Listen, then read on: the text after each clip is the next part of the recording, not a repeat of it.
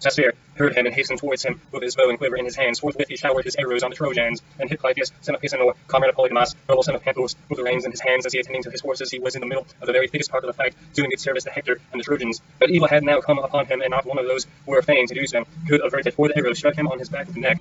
He fell from his chariot, and his horses shook the empty car as they swerved aside. King Polydamas saw what had happened, and was the first to come up to the horses. He gave them in charge to Astynos, son of Proteaon, and ordered him to look on, and to keep the horses near at hand. He then went back and took his place in front of the ranks.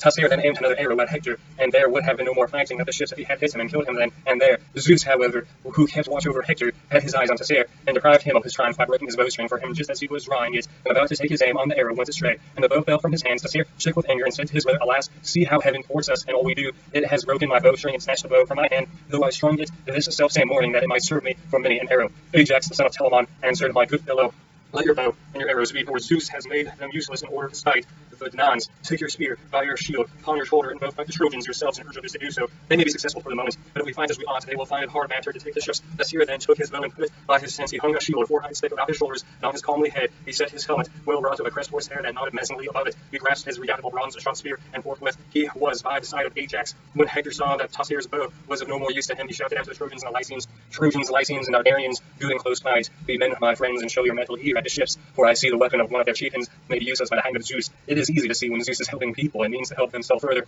or again when he is bringing them down and will do nothing for them. He is now on our side and is going against the Argives. Therefore swarm round the ships and fight. If any of you is struck by spear or sword and loses his life, let him die. He dies with honor, who dies fighting for his country, and he will leave his wife and children safe behind him, with his house and allotments unplundered. If only the Phrygians can be driven back to their own land, they and their ships.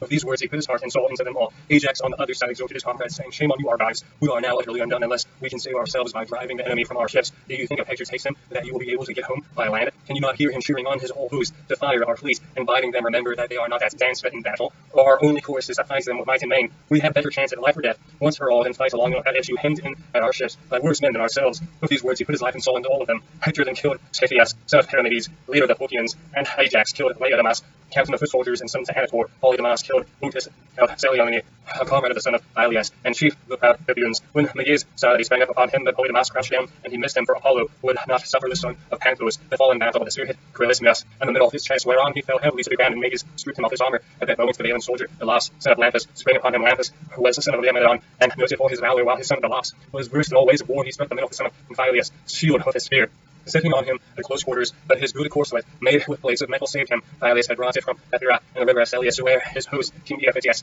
had given it to him, and went to wear in battle and protect him, and now served to save the life of his son. Then Meges struck the topmost crest of Delops' bronze helmet with his spear, and tore away its plum of horsehair, so that all newly dyed was scarlet, as it was tumbled down into the dust. While he was still fighting, and confident of victory, Menelaus came up to help Meges, and got by the side of Delops unperceived. He then spread him in the shoulder from behind, and the point, driven so furiously, went through into his chest, whereon he fell headlong. The two then made swords to strip him of his armor, but Hector called on his brothers for help, and he especially upbraided brave Menelaus, son of Hecaton, who erewhile used to pasture his herds of cattle in Pyrgos before the war broke out. But when the ships of the Danaans came, he went back to Ilium, where he was eminent among the Trojans, and lived near Priam, who treated him as one of his own sons.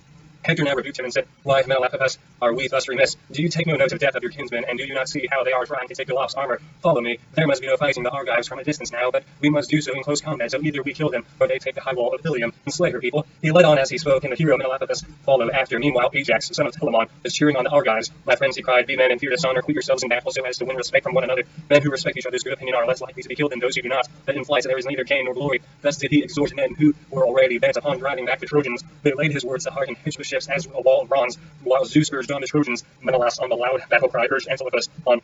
Antilochus, he said,